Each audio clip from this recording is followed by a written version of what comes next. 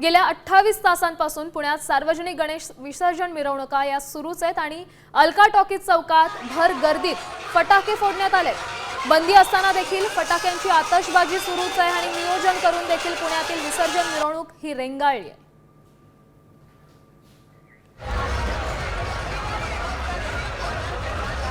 या संदर्भात अधिकची माहिती देत आहेत आपले प्रतिनिधी सागर आव्हाड। सागर, काय सांगाल? चोख नियोजन आहे तरी देखील पुण्यातील या विसर्जन मिरवणुका रेंगाळल्यात, कारण काय?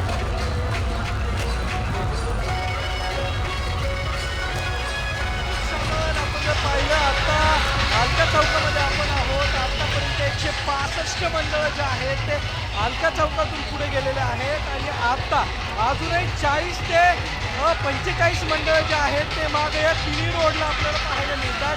म्हणजे केळकर रस्ता असेल, चिंचकर रस्ता असेल, लक्ष्मी रस्ता असेल आणि टिळक रस्ता असेल, पोलिसांनी जे नियोजन केलेलं होतं हे नियोजन पूर्ण फसलेलं आपल्याला पाहायला मिळतं। पोलिसांच्या समोरच या आता जर पाहिलं आपण तर महानगरपालिकेच्या हा स्टेज आहे, या स्टेज समोरून पोलिसांचा स्टेज आहे। महागणेश उत्सव आणि महाराष्ट्र राज्याचा उत्सव असा हा पोलिसांचा स्टेज आहे आणि त्यांच्या समोरच नवयुवक तरुण मंडळाचं जे आता आपल्याला मंडळ पाहायला मिळत आहे त्या ठिकाणी 2 मंडळाच्या कार्यकर्त्यांनी फटाके फोडले। पहिलं मंडळ म्हणजे राष्ट्रभूषण आणि दुसरं म्हणजे दगडी नागोबा। या 2 मंडळाने पोलिसांच्या नाकावर टिचून या ठिकाणी फटाके फोडलेले आहेत।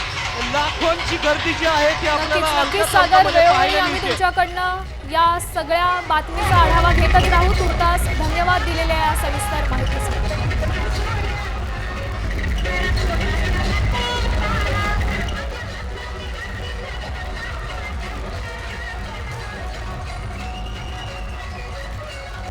आता isakal.com आहे देशातील नंबर 1 ची मराठी न्यूज वेबसाईट। प्रत्येक अपडेटसाठी isakal.com ला नक्की भेट द्या।